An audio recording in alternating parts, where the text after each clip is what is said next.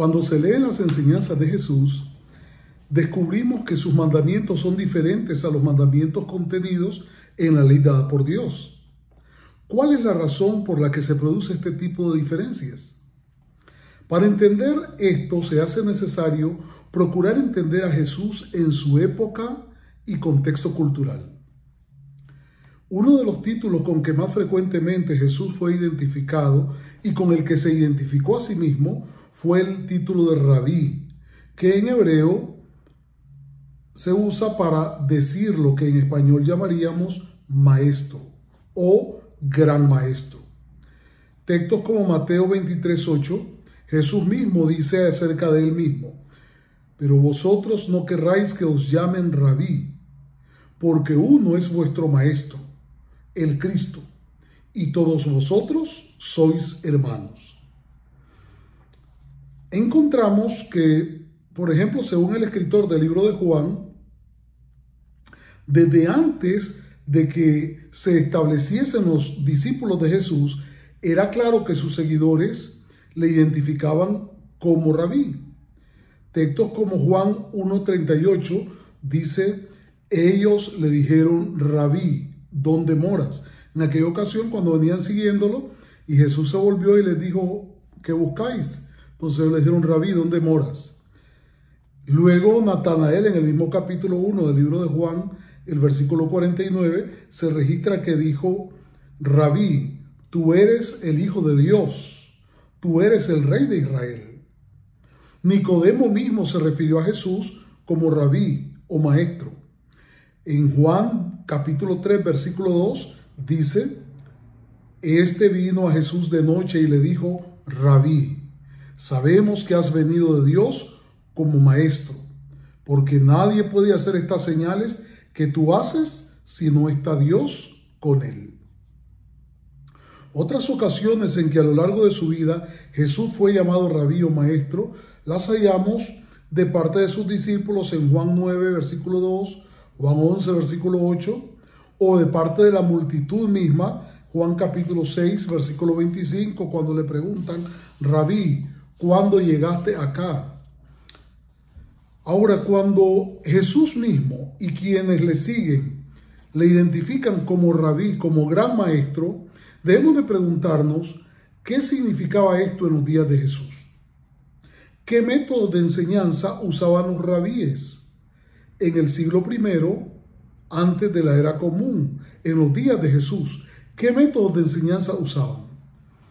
Y aquí pues vamos a consultar lo que los investigadores han descubierto.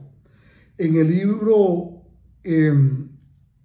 Tradition of the Rabbis from the Era of the New Testament, en el volumen 1, la página 15, ahí dice el escritor Winston Brewer David: los métodos de enseñanza de los rabáis o rabíes en el primer siglo incluían el uso de parábolas, preguntas y respuestas en el diálogo, memorización de las escrituras y la ley oral, y la interpretación exegética de textos.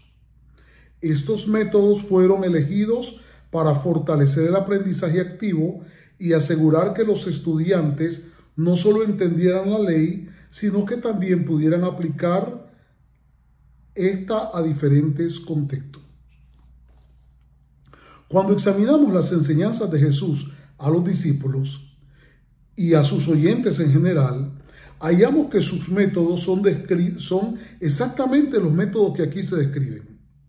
Parábolas, no necesitamos buscar ejemplos, pero para referirnos Mateo 13:3 al 52, Mateo 18 al 14, en Mateo 13 encontramos la parábola del sembrador, la parábola del trigo y la cizaña, la parábola de la levadura, la parábola de la semilla de mostaza, la parábola de la perla de gran precio. En Mateo 18 al 14 encontramos la parábola de la oveja perdida, y ahí sí abunda el uso de parábolas por parte de Jesús, lo que era un método muy común por parte de los rabí en sus días. También la interpretación de textos. Recordemos, por ejemplo, Jesús en Mateo capítulo 5, versículos del 20 al 44, cuando él va directamente sobre el texto y dice: oíste y que fue dicho a los antiguos, no matarás, y cualquiera que matare será culpable de juicio. Pero yo digo que cualquiera que se enoja contra su hermano será culpable de juicio. Y ahí continúa abordando distintos aspectos de la ley. Jesús lo hace yendo directo a la interpretación de estos textos. Encontramos, por ejemplo, Mateo 15, versículos del 1 al 20, cuando abordan el tema de el comer con las manos sin lavar, y Jesús más bien dirige el asunto hacia el tema de el mandamiento de honra a tu padre y a tu madre, ahí en Mateo 15, del 1 al 20, o cuando le preguntan a Jesús acerca del tema de ¿qué debo hacer? Pregunta el joven rico, ¿qué debo hacer para ser salvo? Entonces, en cada uno de estos casos, Jesús va e interpreta los textos directamente.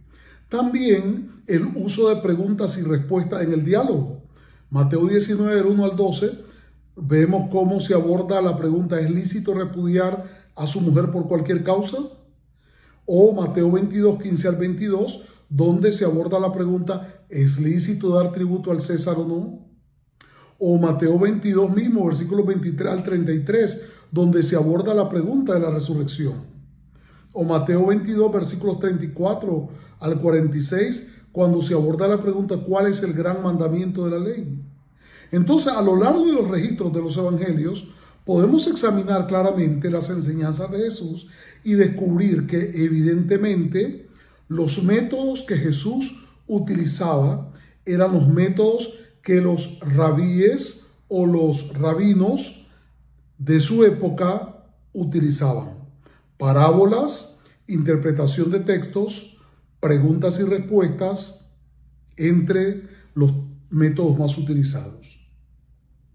Es notable que las discusiones y los temas de estudio no giran en torno a la validez de la ley. Por eso Jesús, cuando comienza su ministerio, él comienza diciendo: no penséis que he venido para abrogar la ley o los profetas. No he venido para abrogar, sino para cumplir. Es evidente entonces que Jesús no solamente fue identificado como un rabí, sino de que él mismo usó los métodos de los rabinos o rabíes para enseñar. También debemos de decir de que en los días de Jesús, ¿qué implicaba ser un rabí? Hay un escritor que se llama Lee Levine, en el libro The Ancient Synagogue, The First 1000 Years, hablando de las primeras sinagogas, las antiguas sinagogas. En el año 2005, él escribió en la página 30 de este libro: los rabí o rabinos habían surgido por la necesidad de mantener la enseñanza de la ley, la vida judía unida y los lugares de oración cuando se produjo el exilio a Babilonia desde el año 586 antes de la era común. Entonces vemos aquí que los rabí o rabíes surgen como una necesidad. Cuando los judíos en general son sacados de Jerusalén, por consiguiente alejados del templo y llevados en exilio a Babilonia, ahí no hay un templo donde ellos puedan recurrir. Entonces ellos ven la necesidad de resolver esta dificultad y se establecen maestros, se establecen rabíes que enseñan la ley. Pero no solamente enseñan la ley, sino que interpretan la ley. Y van todavía más allá y tratan ellos de mantener unida la comunidad de judíos que está en ese entorno. Aquí entonces el rabí surge como una necesidad por la dispersión en el exilio.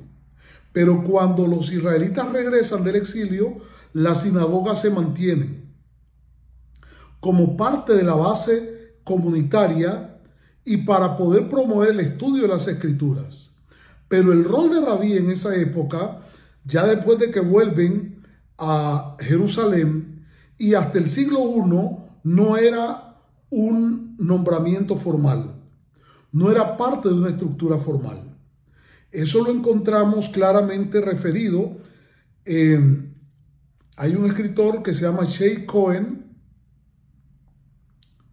más bien es Cohen, y luego hay otro que es J.D. Shea, en el libro From the Maccabees to the Mishnah, es decir, de los Macabeos a la Mishnah. Estamos hablando del año más o menos 200 antes de la era común, al año 200 posterior a la era común, publicado en el año 2006 en la página 173. Este escritor, este investigador dice: en los años previos al año 70, antes de nuestra era, el término rabí no era todavía un título oficial.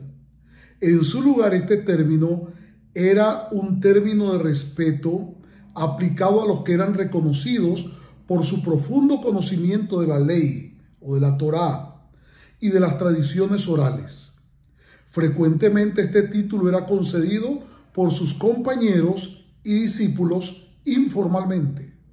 La autoridad rabínica fue más un asunto de reconocimiento comunal que de ordenación institucional hasta el año 70, antes de que se produjese la destrucción del segundo templo. Los rabíes no eran en sí enemigos entre ellos. Discutían porque las enseñanzas de todos ellos procuraban enseñar a sus seguidores a obedecer la ley de la forma en que ellos entendían que era la mejor forma. Por eso en el sermón más duro de Jesús hacia los escribas y los fariseos, Jesús comienza diciendo: en la cátedra de Moisés se sientan los escribas y los fariseos. Así que todo lo que os digan que guardéis, guardadlo y hacedlo. Pero no hagáis conforme a sus obras, porque dicen y no hacen. Esa declaración la hallamos en Mateo 23, 2 y 3. Entonces, si analizamos esta declaración, nos damos cuenta de que Jesús dice: todo lo que digan que guardéis, guardadlo. No existe una actitud de contradicción. No es que no hagan caso a lo que diga él, no. Todo lo que digan los rabíes que ustedes guarden, guárdenlo. Y háganlo.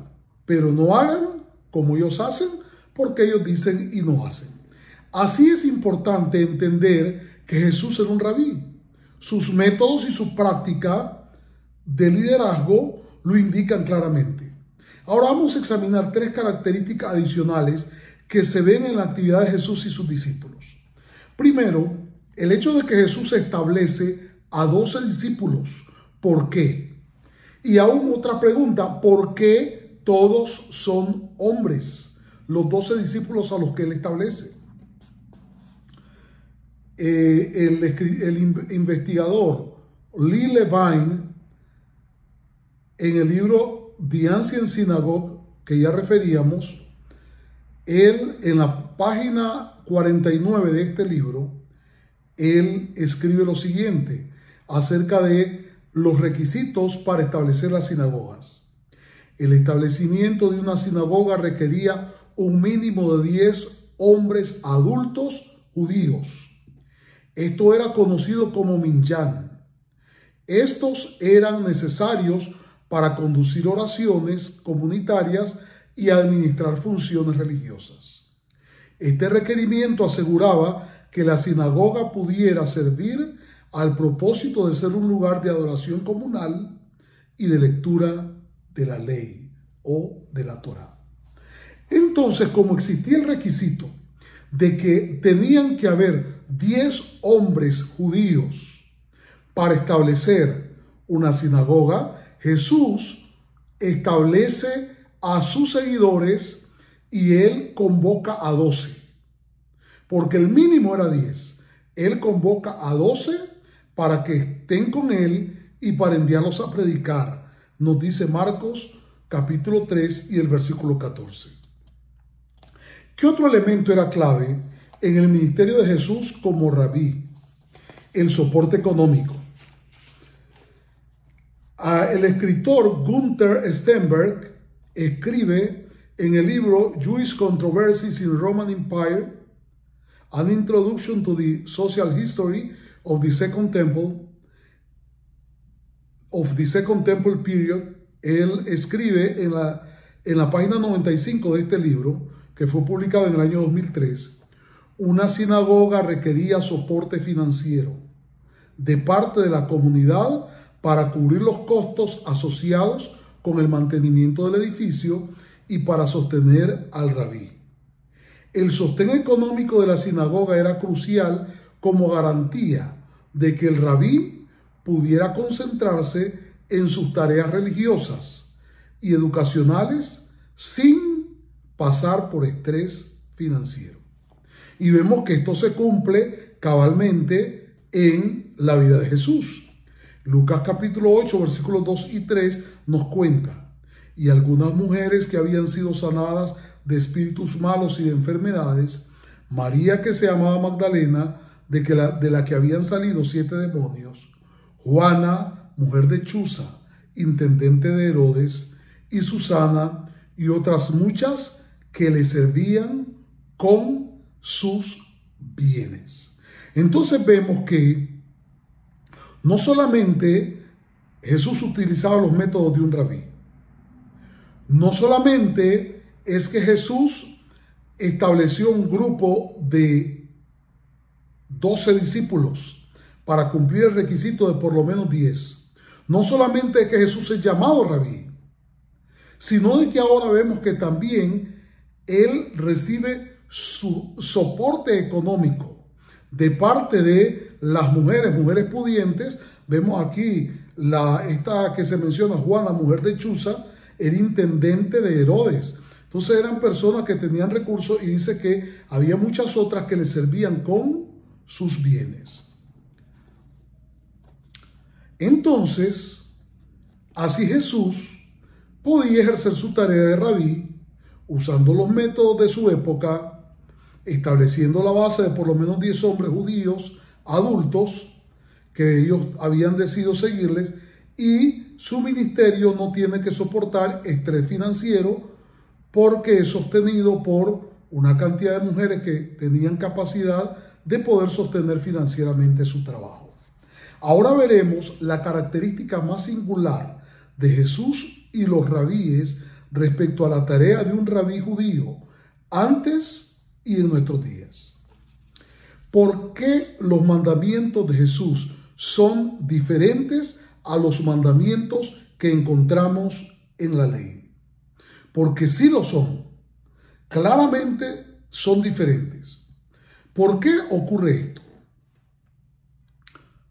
Porque los rabíes o los rabinos enseñan normas más estrictas que la Torá o la ley, para poder crear cercas alrededor de la ley, lo que ayuda a prevenir la transgresión inadvertida de los mandamientos bíblicos.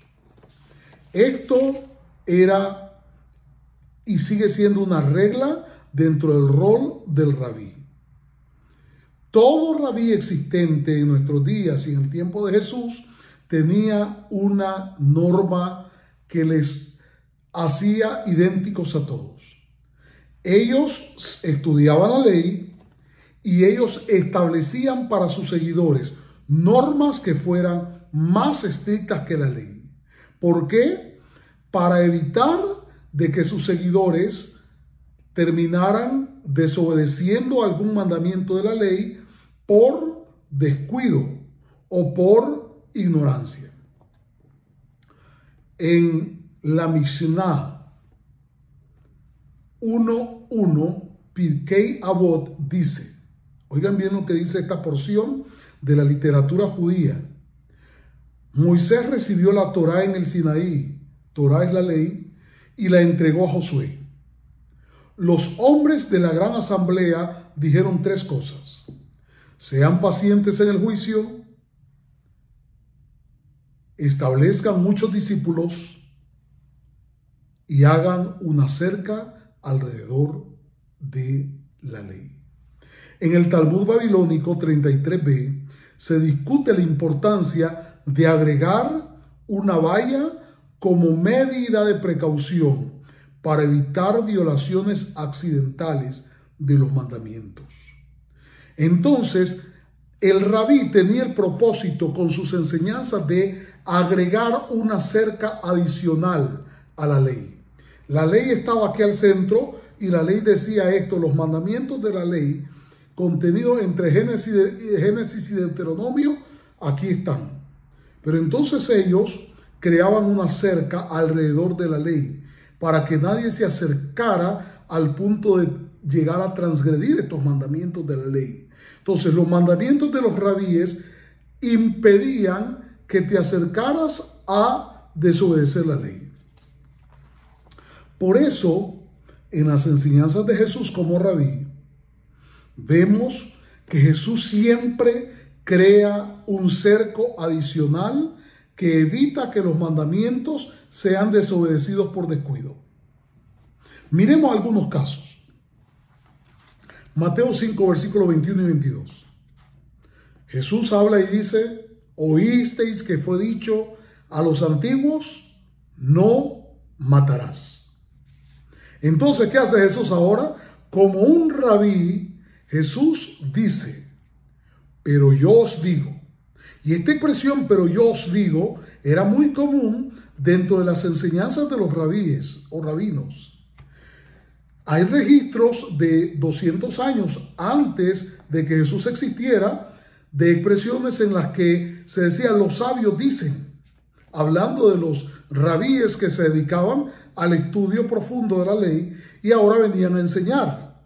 Ahora entonces Jesús dice: yo les digo, cualquiera que se enoja contra su hermano será culpable de juicio. Notan la ley que decía, la ley dice: no matarás. Y si matabas, vas a ser culpable de juicio. Pero Jesús ahora va mucho más atrás y dice: no lleguemos a matar, sino de que quedémonos aquí antes. Mucho más lejos de esto. El que se enoja contra su hermano ya es culpable de juicio. Entonces vemos cómo Jesús, en sus enseñanzas, con sus mandamientos, está procurando crear una cerca alrededor de la ley para que sus seguidores no terminaran llegando hasta el punto de encontrarse en el riesgo de matar a otro. Pero no solo este caso, veamos varios otros más. Mateo 5, 27 y 28. Oíste que fue dicho: no cometerás adulterio. Pero yo os digo que cualquiera que mira a una mujer para codiciarla, ya adulteró con ella en su corazón. Entonces vemos aquí una vez más la ley y las enseñanzas del rabí. El rabí dice: cualquiera que mira a una mujer para codiciarla, ya adulteró con ella en su corazón. El mandamiento no dice eso, el mandamiento dice: no cometerás adulterio. Y evidentemente la explicación del mandamiento allá en Levítico 18:20 y Levítico 20:10 explica de que el adulterio consiste en tener relaciones sexuales por parte de una mujer que tiene su marido con un hombre que no sea su marido.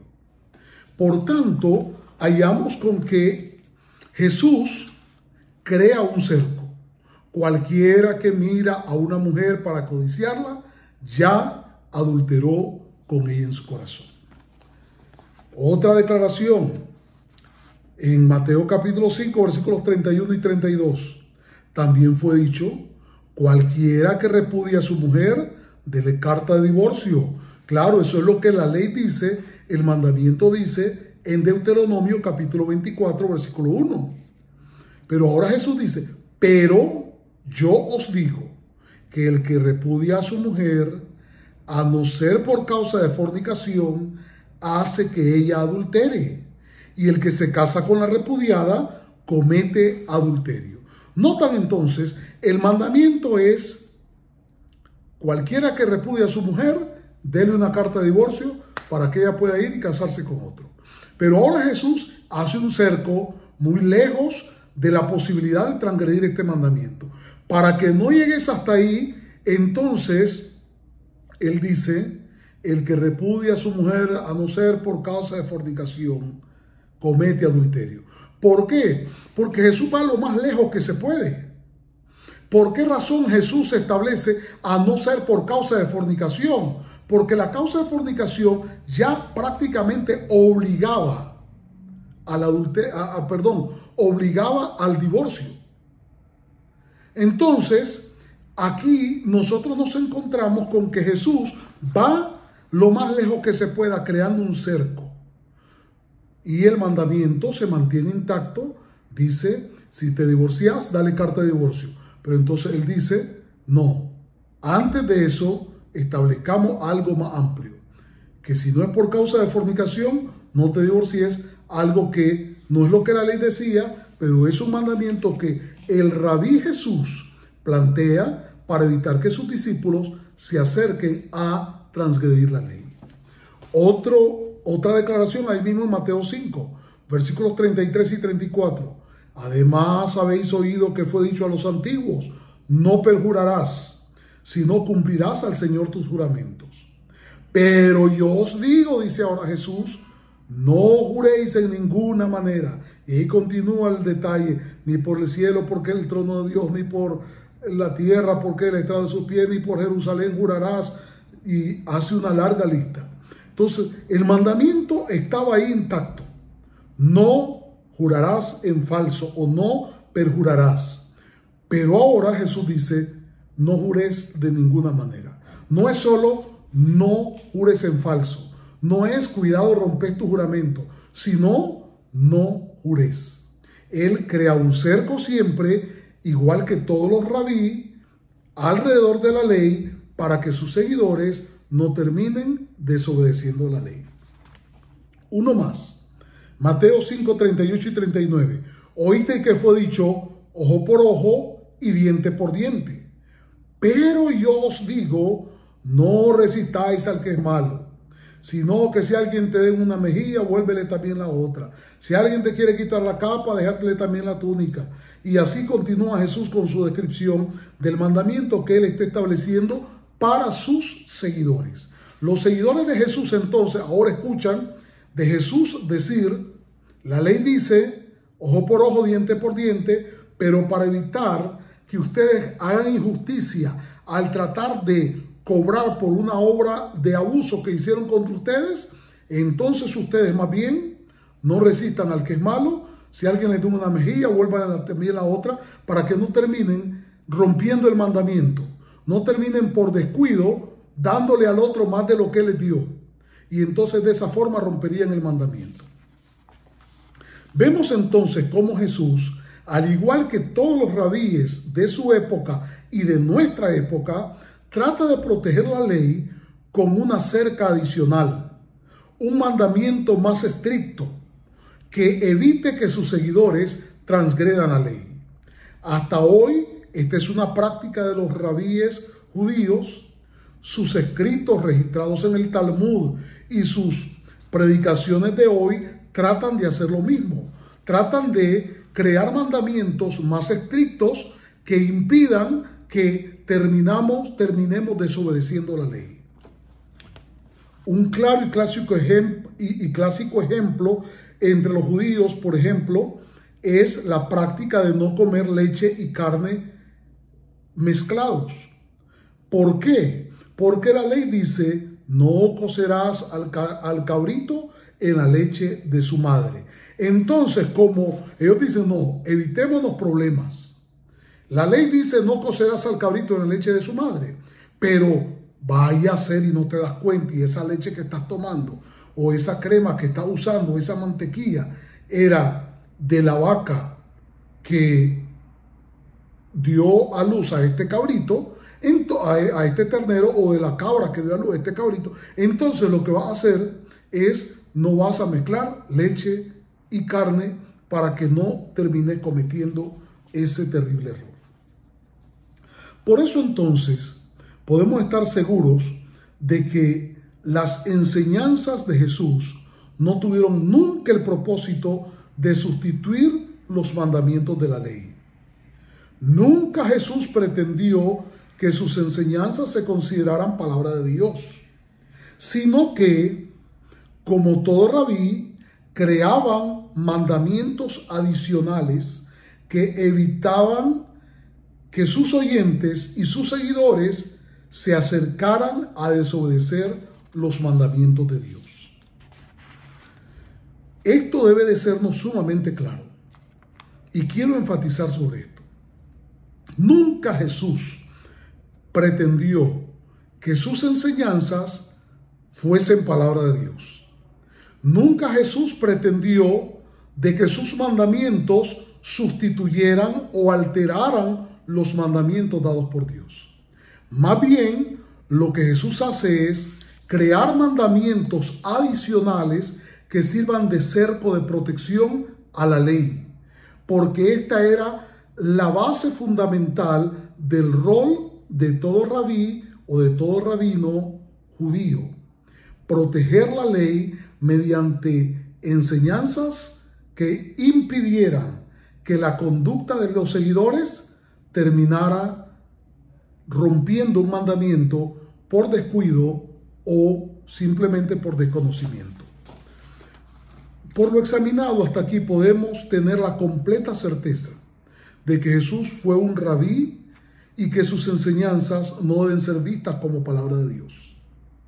Que Jesús usó los métodos de enseñar con parábolas, preguntas y respuestas o haciendo exégesis del texto bíblico, porque así lo hacían los rabíes en su templo. Fue un rabí que estableció 12 hombres judíos adultos como parte de la norma que existía para poder establecer una sinagoga y así garantizar el derecho a poder realizar el estudio público de la ley y las oraciones comunitarias. Por tanto, cuando se leen las enseñanzas de Jesús como rabí, deben entenderse como lo que son: las enseñanzas de un rabí que trata de que sus seguidores obedezcan la ley de Dios y no terminen desobedeciéndolas por descuido. Seguir las enseñanzas de Jesús no debe significar sustituir los mandamientos de Dios o pretender que Él quería sustituirlos o cambiarlos. Por eso yo te animo a que hoy, al leer lo que Jesús dijo, permitas que su intención se cumpla: enseñarte a guardar la ley de Dios dada entre Génesis y Deuteronomio, de tal forma que nunca termines rompiendo uno de sus mandamientos por descuido. Jesús mismo dijo ahí en ese texto que conocemos muy bien en el libro de Mateo, el capítulo número 5, de manera que cualquiera que quebrante uno de estos mandamientos muy pequeños y así enseñe a los hombres, hablando de la ley dada por Dios, muy pequeño será llamado en el reino de los cielos. Y termina diciendo: porque si vuestra justicia no fuere mayor que la de los escribas y fariseos. Es decir, si tu conducta, si tus actos, si tu obediencia a la ley no termina siendo mayor que la de los escribas y fariseos, entonces, dijo Jesús, no entraréis en el reino de los cielos. Esta tarde, entonces, yo te animo a que recuerdes quién era Jesús. Jesús fue un rabí judío que cumplía exactamente con las características de todo rabí y que sus enseñanzas tenían el propósito de crear un cerco en derredor de la ley. No eran otra ley, no eran simplemente sustituir lo que la ley dijo, sino crear un cerco como todo rabí judío, tal como lo mirábamos en Mishnah 1.1 y también lo mirábamos en Berejot 33b, que todo rabí judío entendía que su rol es crear una cerca con sus enseñanzas para que sus seguidores no terminen llegando tan cerca de la ley que terminen rompiéndola por descuido o por ignorancia. Los mandamientos entonces por eso tienden a ser más estrictos los de todo rabino, de cualquier rabino judío, incluso Jesús. Sus mandamientos son más estrictos, pero no es para sustituir la ley, sino para protegerte de no desobedecerla. Por eso yo te animo hoy a que por la gracia de Dios nos acercamos como corresponde. No le demos a las palabras de Jesús el nivel de palabra de Dios que Él no tuvo el propósito de darles. Entendamos de que Él fue un maestro y que sus enseñanzas deben de cumplir el propósito por el que las dio en su época y hoy en nuestros días. Que Dios te bendiga y que Dios te guíe para que la voluntad de Dios se cumpla en tu vida y que por la gracia de Dios podamos sacarle provecho a las enseñanzas que Jesús dio, que a la postre se regaron por el mundo. Desgraciadamente, en nuestro próximo estudio vamos a examinar cómo hubo algunas tergiversaciones a esto. Sin embargo, su propósito y sus enseñanzas se regaron por el mundo como pretendía hacerlo todo rabí judío. Al seguir a Jesús, estamos siguiendo a un rabí judío, estamos oyendo sus enseñanzas y estamos procurando obedecer lo que Dios nos mandó, tal como Él nos dijo. Recuerda, no penséis que he venido a abrogar la ley de los profetas, no he venido para abrogar, sino para cumplir. Dios te bendiga.